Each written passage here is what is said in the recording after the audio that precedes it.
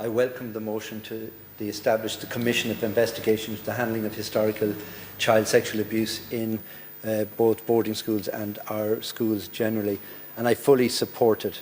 At the outset, I want to pay tribute to the courage and resilience of the survivors who have campaigned on this issue. I want to remember also the people who were abused who are not with us directly because of the abuse they suffered in silence in a system they felt would deny them justice, vindicated in their belief by the abused who were denied justice. The scourge of child sexual abuse in these institutions was unfortunately pervasive, hidden and corrosive. It resulted in many blighted lives, some ending in the most tragic of circumstances. The power of institutions, both religious and state, ensured concealment, dissimulation and deferred justice. It protected the abusers, and not only protected them, but moved them, placing them in new arenas of potential abuse, both here and overseas. It was a system devoid of morality, which enabled evil to prosper. It permeated the thinking at the very top echelons of religious and state structures.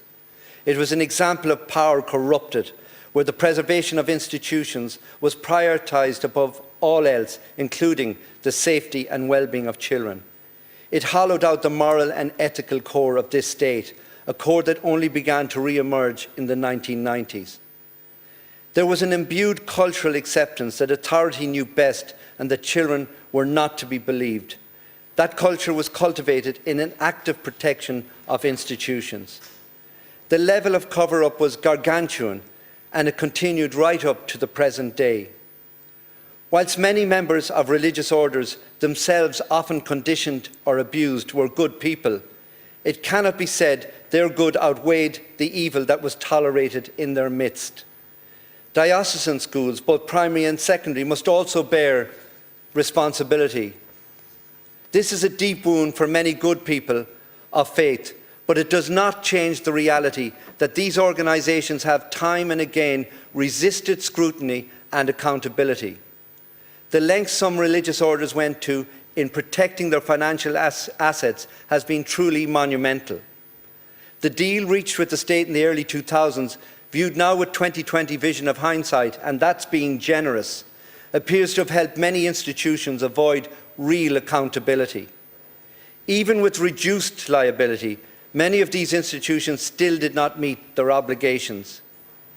It is now time to allow both psychological and emotional restitution, and then financial accountability for their abusers and the institutions that shielded them. This motion is about justice, long overdue. It is acknowledging the truth and the pain and the extraordinary courage of survivors who've spoken out. The findings of the scoping inquiry were devastating. Thousands of allegations, hundreds of schools, and a pattern of silence and inaction that spanned generations. Behind every statistic is a person, a child, a life forever altered. Survivors came forward not just to be heard, but to ask the state to act. Today we've taken the important step in answering that call. I fully support the government's decision to establish a full commission of investigation with a remit that includes all types of schools. That broader scope is critical. It was a direct request from survivors and it has been answered. I also welcome the acceptance of nearly all of the scoping inquiry's recommendations, including strengthened child protection system and legal reforms. The work ahead on financial redress will not be easy, but it is critical. Survivors have been clear. Accountability must include those who oversaw and enabled abuse.